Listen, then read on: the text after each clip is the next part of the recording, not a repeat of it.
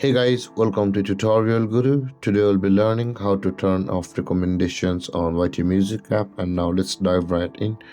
Now to turn off recommendations on the YT Music app, first open up your YouTube Music app on your phone. And after opening your YouTube Music app on your phone, guys, at the top right corner of the screen, you can see a profile picture icon available for us.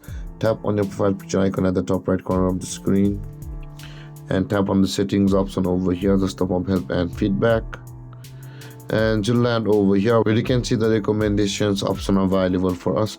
Tap on the recommendations option over here just below the privacy and data, and make sure the toggle icon at the right side of these two options are turned off. If you just tap on it, they will turn on and off.